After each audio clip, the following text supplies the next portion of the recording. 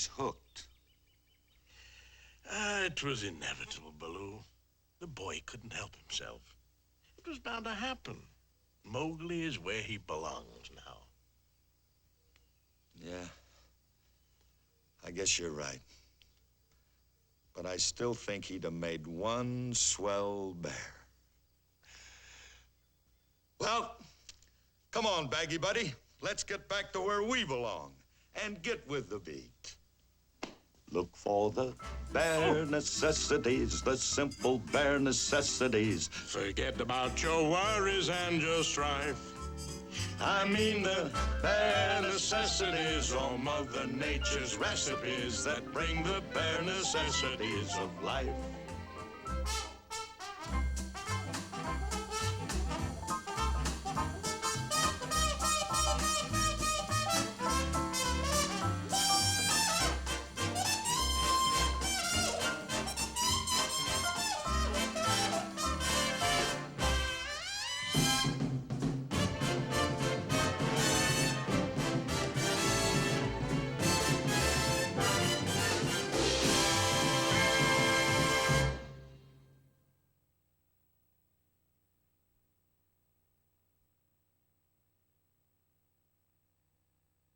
Who is it? It's me, Shere Khan. Colonel Hottie, if you please, sir. It's Baloo. You better believe it. Crazy. It swings. Hey! It sings. I want to be like you. The jungle is jumping with the behind-the-scenes story of Walt Disney's masterpiece, The Jungle Book. Rudyard Kipling's 1894 classic first caught Walt's attention in the late 1930s, but Disney didn't acquire the film rights until 1962. The Jungle Book was the last animated feature that Walt Disney personally supervised. As was often the case with his animated features, Walt's first approach to the story was through music. When I think of the Jungle Book, actually one of the first things I think about is the songs. There have been hit songs in Disney films before, many, many, many times. But it's not so much that these were hits as that they really created kind of like centerpieces in the film. They're high points and they're things you take with you and remember. The music is part and parcel of the film. They're wedded to each other. The characters, the personalities that sprang from the songs. The music that we know today wasn't the first score written for the film. For an early version of The Jungle Book, composer Terry Gilkyson created a dark and mysterious song score. Freedom or soon we die. At the same time, veteran storyman Bill Peet created a lush and moody visual approach to the classic story, firmly based in Kipling. But it seemed that this literal approach to the story wasn't what Walt had in mind. All the initial development was abandoned, except for one song. Look for the bare necessities, the simple bare necessities. Forget about your worries and your strife. Walt called on staff songwriters Robert and Richard Sherman for a fresh musical start.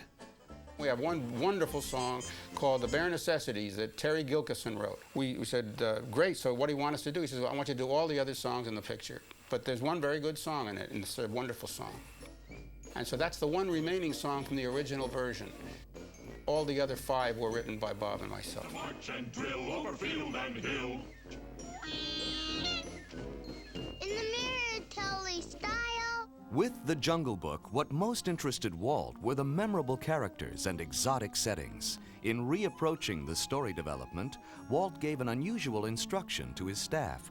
Called me his office to give me the assignment, and he held up the book by Rudyard Kipling, and he said, first thing I want you to do is not read the book. The first question out of his mouth was, have you read The Jungle Book by Rudyard Kipling? He said, God, no, not for ages. I saw a movie years ago with Sabu in it. And he says, yeah, but have you read it? No. He says, that's good. I don't ever want you to read it. This is the story about a kid who gets raised by wolves, and he's brought back to a man village. That's the basic storyline, and we want to have fun with it. Since it was Walt's idea to disregard the original Kipling story, he became personally involved in solving story problems for the Disney version of The Jungle Book. Walt says to us, leave that story business to me. You guys just get the personality relationships between the bear and Mowgli and so forth, and I'll take care of the rest of that. Following these instructions from the boss, director Wolfgang Reitherman began developing the characters. I went for personality, strong characterization, strong voices that fit the character. But selecting a credible voice for a character wasn't as easy as simply casting the latest popular actor. You want a voice which sounds real, sincere. While discussing voice casting with his team, Walt had an inspiration. Walt was in a meeting and we were trying to get this character of Baloo the bear. And Walt said, why don't you get Phil Harris? Well, this was sort of a new idea. It's a lot easier when you get a built-in personality that Harris brought to us. I get this call, and they said, we want you to come out to the studio, and they said, we want you to play the part of the bear, Baloo, in Jungle Book. And I said, I can't do it. It just doesn't feel natural, and I left. About a week later, I get a call again. They said, Phil, Mr. Disney says that you're the guy he wants for that bear. Will you please try it again? And I said, well, do you mind if I do it the way I would do it? And they said, go ahead and try it. I said, look, kid, you keep fooling around in here with these animals like that monkey will eat you. You know, I mean, you get your roof knocked in. Now, I want you to keep circling or I'm going to knock your roof in again. You better keep moving. Ooh. And the guy said, that's exactly what we want. Hey, right on the button. He said he's always doing this kind of stuff, you know, where he's snapping his fingers and jogging up and down, always working to the beat. Yeah. Well, man, what a beat. So that really proved to be the key thing to that character. From then on, wherever we could, we had him working to music and to beat. I mean, bare necessities or Mother Nature's recipes that bring the bare necessities of life. Another inspiration came in the casting of King Louie. We said, let's do Dixieland, you know, wild, way out Dixieland beat, and all kinds of funny jive talk, and we make a whole crazy, the king of the swingers. The ape would be the king of the swingers. Now I'm the king of the swingers, oh, the jungle VIP. And who would be the right person? And someone suggested Louie Prima, because he was this wild swinging cat who played in Las Vegas and Tahoe. So we went out to Las Vegas, and I remember we sat down with these wild characters in this little room where we were playing a song, and Bob and I were singing away, ooh, ooh, ooh, I want to be like you, ooh, ooh. And they were just listening very intently, and when it was all over, Louie Prima says, what do you want to do, make a monkey out of me? And so we said, yes. He says, you got me. In this rare film footage shot during the recording session for I Want to Be Like You, Louie Prima and his band display their trademark eccentricity. Director Wooly Reitherman recalled the spark of an idea. Louie would always bring his band down in a serpentine and walk down through the audience and in between the aisles even. And he'd do the horn at the lead of it and the musicians all following him. It was always a grand finale to his act. Inspired by Prima's band, the animators took over.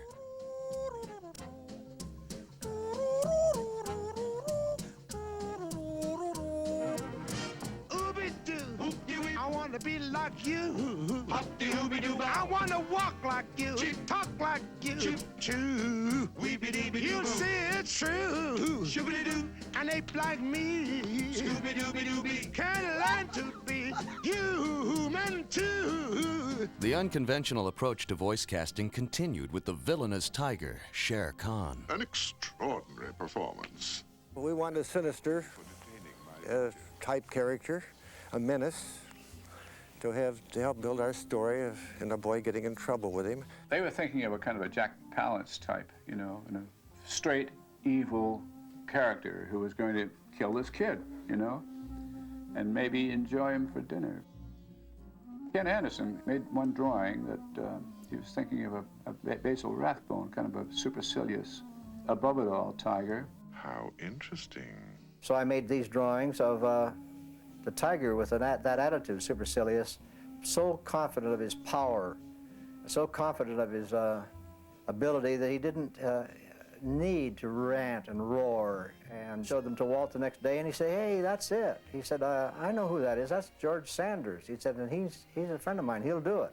Who better than George Sanders, who was the master of urbane, suave, subtle villainy on screen? Let me show you how it works. No, I can't be bothered with that. I have no time for that sort of nonsense.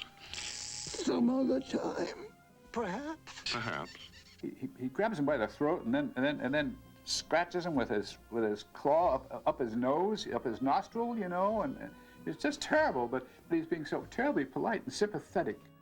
The voice of Kaa was provided by veteran Disney voice actor Sterling Holloway, who had played Mr. Stork in Dumbo, Which one of you ladies is expecting? the Cheshire Cat in Alice in Wonderland, If you'd really like to know, he went that way. and the beloved Winnie the Pooh. Oh, yes, I'm rumbly in my tumbly. Walt came to me, and he was such a stickler for voices. He said, when you finished what you're doing today on Winnie the Pooh, he said, fiddle around and see what you can do with a snake. He said, I can't get the right voice. So I thought, wouldn't it be funny to have a snake with an aching back, because it would be such a long ache.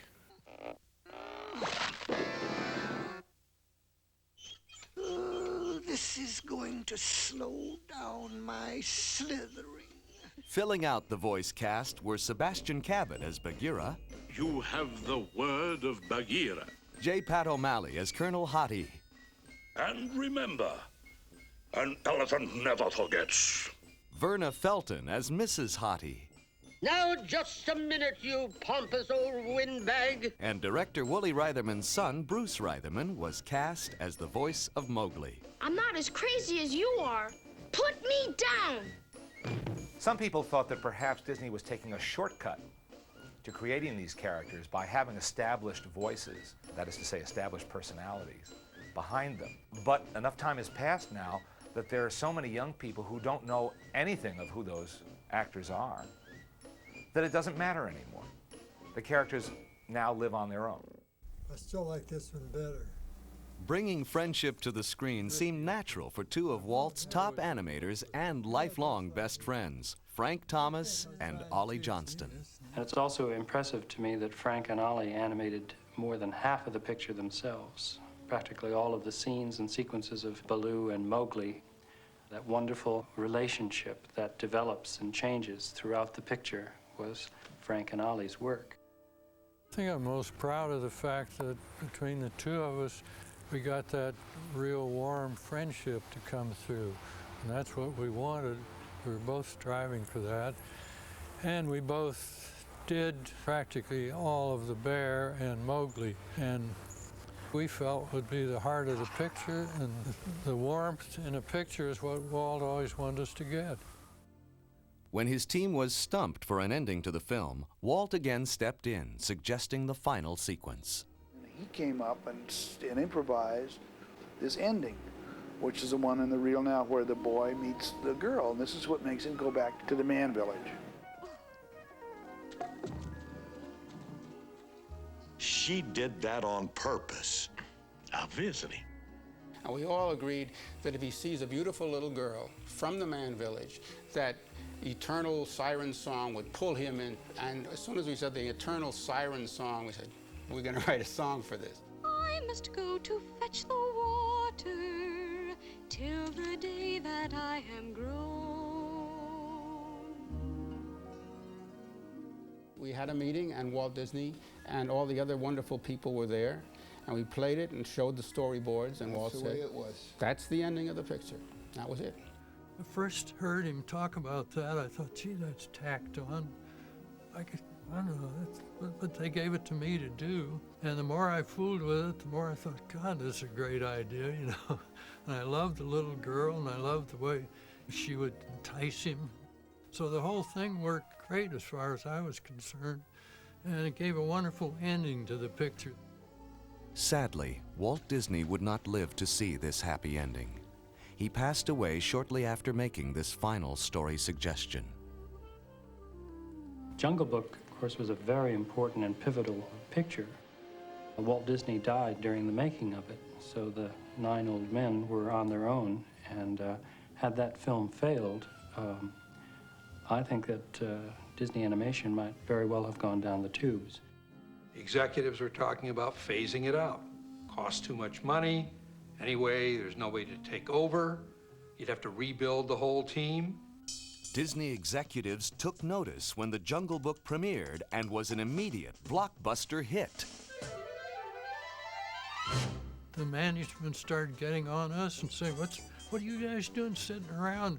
Why aren't you getting some new guys in here? Not going to be anybody to animate this next picture. Though it was the end of an era at the Disney studio, in many ways it was a new beginning. Because of the success of The Jungle Book, the Disney studio began its first formal recruiting and training programs for a new generation of Disney animators, and a triumphant future lay ahead. Necessities, oh Mother Nature's recipes that bring the bare necessities of life.